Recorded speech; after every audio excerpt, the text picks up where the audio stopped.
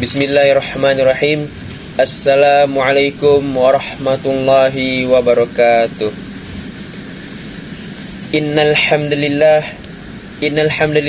nahmaduhu wa nasta'inuhu wa nastaghfiruh wa na'udzu billahi min syururi anfusina wa min sayyiati a'malina. May yahdihillahu fala mudhillalah wa may yudlilhu falan tajida lahu waliyyan mursyida. Nashhadu an la ilaha illallah wahdahu la syarikalah wa nashhadu anna Muhammadan abduhu wa rasuluh alladzi la nabiyya ba'da amma ba'du. Qala Allah ta'ala fil Qur'anil Karim ba'da an na'udzu billahi minasy syaithanir rajim. Bismillahirrahmanirrahim. Ya ayyuhan nasu taqu rabbakumul ladzi khalaqakum min nafsin wahidah wa khalaqa minha zawjaha wa batha minhuma rijalan katsiran wa nisaa'a wattaqullaha alladzi tasaaluna bihi wal arham innallaha kana 'alaikum raqiba. Pertama dan utama sekali, marilah kita panjatkan puja dan puji syukur kita atas kehadiran Allah Subhanahu wa taala yang telah memberikan nikmat dan karunia-Nya kepada kita semua, sehingga pada kesempatan kali ini kita masih bisa berkumpul bertatap muka di tempat yang kita cintai ini. Salawat berserta salam tidak lupa-lupanya kita hadiahkan buat junjungan Nabi besar kita, yakni Nabi Muhammad sallallahu alaihi wasallam, yang telah membawa kita dari zaman jahiliyah atau zaman kebodohan menuju zaman yang penuh dengan ilmu pengetahuan seperti yang kita rasakan hingga pada saat ini. Baiklah, pada kesempatan kali ini saya akan menyampaikan khutbah saya yang berjudul proses terjadinya sakaratul maut hingga kematian. Para hadirin yang dirahmati oleh Allah Subhanahu wa taala, setiap kematian pasti akan menghampiri kita semua, baik itu dari golongan orang yang kaya mau dari golongan orang yang miskin, baik itu orang yang sudah beriman di dalam hatinya maupun orang yang kafir, tanpa terkecuali. Keseluruhnya pasti akan kena. Dan itu semua pasti akan diawali dengan detik-detik yang menegangkan lagi menyakitkan. Peristiwa inilah yang kita kenal dengan sebutan sakaratul maut. Jadi sakaratul maut adalah istilah untuk menyebutkan penderitaan yang dialami setiap manusia ketika dicabut nyawanya. Pencabutan nyawa ini disebut dengan naza. Mungkin saja orang beranggapan bahwa sulitnya seseorang ketika mengalami naza. Jadi naza ini adalah pertanda ia mati dengan tidak baik. Maka dari itu Allah Subhanahu wa taala berfirman di dalam Al-Qur'an surat Al-Anbiya ayat 35 yang berbunyi, A'udzu billahi minasyaitonir rajim. Bismillahirrahmanirrahim. Kullu nafsin dha'iqatul maut wa nabluukum bisyarri wal khairi fitnah wa ilaina turja'un. Shadaqallahul azim. Yang artinya adalah setiap jiwa pasti akan merasakan kematian, dan kami benar-benar akan menguji kalian dengan kejelekan dan kebaikan, dan kepada kamilah kalian akan dikembalikan. Jadi dalam surat di atas menjelaskan bahwa kematian besar adanya, dan ia merupakan salah satu dari kiamat kecil. Bila ajal telah tiba, tidak ada satupun yang bisa menghindar dan lari darinya. Setiap jiwa, baik yang beriman ataupun yang kafir, ataupun orang yang kaya maupun yang miskin, pasti akan merasakan kematian di dunia ini. Dan di dunia ini kami mengujimu, kata Allah, wahai manusia, dengan berbagai kewajiban, kenikmatan, dan kesengsaraan. Kemudian setelah wafat, kalian pasti akan kembali kepada kami, bukan kepada selain kami, lalu kami memberikan balasan atas amalan kalian. Para hadirin yang dirahmati oleh Allah Subhanahu wa taala, dunia itu adalah tempat yang bukan selamanya akan ditempati, atau bukan dunia yang abadi, dan juga bukan tempat tinggal selamanya, melainkan dunia ini adalah rute kepulangan kita semua ke akhirat. Dan setelah itu kita akan beralih dari kehidupan akhirat. Gerbang yang memindahkan kita dari dunia ke akhirat ini yang bernama kematian. Maka pada kesempatan hari ini kita akan membahas rasa dari kematian itu sendiri. bahwa sakaratul maut itu sangatlah keras, sangatlah menyakitkan dan sangatlah menakutkan yang didapat oleh manusia di penghujung kematiannya. Saat ruh dicabut oleh malaikat sampai berkeringat dari mulai kaki yang menjalar sampai ke kerongkongannya, ternyata pelepasan roh itu sangatlah sakit. Para jamaah yang dimuliakan Allah Subhanahu wa taala. Allah Subhanahu wa taala juga berfirman dalam ayat yang lain yang artinya adalah sesekali jangan apabila nafas seseorang telah mendesak atau sesak sampai kerongkongan dan dikatakan kepadanya, siapakah yang dapat menyembuhkan? Dan dia yakin bahwa sesungguhnya itu waktu perpisahan dan betis kiri dengan betis yang kanan, dan kepadamulah pada hari itu kamu dihalau.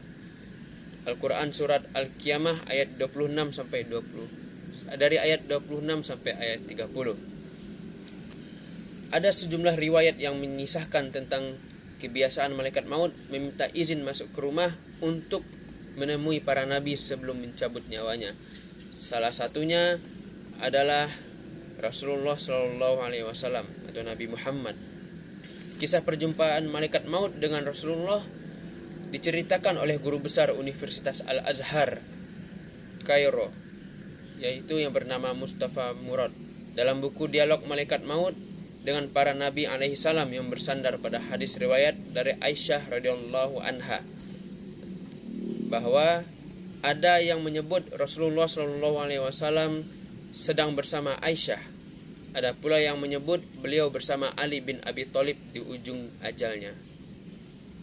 Maka malaikat maut meminta izin masuk ke dalam rumah atau di depan pintu. Lalu malaikat Jibril yang saat itu ada di samping Nabi Muhammad berkata, "Wahai Muhammad, itu adalah malaikat maut. Ia meminta izin untuk menemuimu. Ia tidak pernah meminta izin masuk kepada manusia sebelumnya. Dan ia tidak akan meminta izin masuk kepada seorang manusia pun setelah ini." Maka beliau bersabda, "Silahkan masuk, izinkanlah ia masuk." Maka malaikat maut pun masuk dan duduk di hadapan Nabi Muhammad SAW. Lalu malaikat itu berkata, "Sesungguhnya Allah mengutusku untuk menemuimu dan memerintahkanku untuk mematuhimu. Jika engkau memerintahkanku mencabut nyawamu, maka akan kucabut. Jika engkau tidak suka, maka akan kutinggalkan." Itu kata malaikat maut. Lalu beliau bertanya, "Engkau akan melakukannya, wahai malaikat maut?" Malaikat maut pun menjawab, "Ya, itulah yang diperintahkan Allah kepadaku." Maka Jibril mengatakan kepada Nabi Muhammad SAW, "Sesungguhnya Allah telah rindu bertemu denganmu, wahai Nabi, wahai Rasulullah." Maka Rasulullah pun bersabda, "Segera lakukanlah apa yang diperintahkan kepadamu." Sementara itu, dalam kisah lainnya, dikutip dari buku kisah-kisah Islami inspiratif for kids, tulisan Septiani, kisah ini dapat diketahui saat ada yang bertamu ke kediaman Rasulullah SAW. Tapi Fatimah, putri Nabi, tidak mengetahui siapa dia. "Aku mohon maaf, tapi aku tidak bisa membiarkanku masuk karena ayahku sedang demam," kata Fatimah sambil menutup pintu. Fatimah segera mendekati ayahnya dan Rasulullah bertanya, "Wahai anakku, siapa tamu itu?" Maka Fatimah pun menjawab dengan lembut, "Aku tidak tahu ayah, tapi sepertinya ini pertama kalinya aku bertemu dengannya." Maka Rasulullah SAW menatap putri tercintanya dengan tatapan yang menggetarkan. Beliau berkata, "Wahai anakku, ketahuilah bahwa orang yang kamu lihat itu adalah yang mengakhiri kenikmatan sesaat. Dia yang memisahkan pertemuan di dunia. Dia adalah malaikat maut." Mendengar itu, Fatimah tidak bisa menahan tangisnya. Kemudian malaikat maut mendekati Rasulullah SAW karena Rasulullah menanyakan keberadaan malaikat Jibril. Malaikat maut memanggil malaikat Jibril untuk menemani Rasulullah SAW. Para hadirin yang dirahmati oleh Allah Subhanahu wa taala, Maka Rasulullah SAW bertanya, "Wahai Jibril, katakanlah kepadaku, apa hakku di hadapan Allah Subhanahu wa taala?" Maka malaikat Jibril pun menjawab, "Wahai Rasulullah, pintu-pintu langit akan terbuka dan para malaikat sudah menantikanmu di sana. Semua pintu surga telah terbuka lebar menantikan kedatanganmu." Meskipun mendengar kabar gembira dari malaikat Jibril, Rasulullah SAW masih terlihat sangat cemas. Maka melihat kecemasan Rasulullah tersebut, malaikat Jibril bertanya, "Mengapa engkau masih cemas seperti itu? Apakah engkau tidak bahagia mendengar kabar ini, wahai Rasulullah?" Rasulullah pun kembali bertanya, "Beritahukan kepadaku bagaimana nasib umatku kelak." Maka malaikat Jibril pun menjawab, "Jangan khawatirkan nasib umatmu, ya Rasulullah. Aku mendengar Allah Subhanahu wa taala berfirman kepadaku, yang mana Allah berfirman, aku telah mengharamkan surga bagi selain umat Muhammad, hanya umatmu yang berhak memasukinya." Maka Rasulullah SAW merasa sedikit tenang. Tak kerasa saat-saat kepergian sang Rasul semakin dekat, malaikat Israel terlihat sedang menjalankan tugasnya. Perlahan-lahan ruh Nabi Muhammad SAW diambil. Jadi tubuh Rasulullah itu mulai basah dengan keringat. Urat-uratnya tampak tegang sambil merasakan rasa yang sangat sakit. Rasulullah SAW berkata, "Wahai Jibril, betapa sakitnya sakaratul maut ini."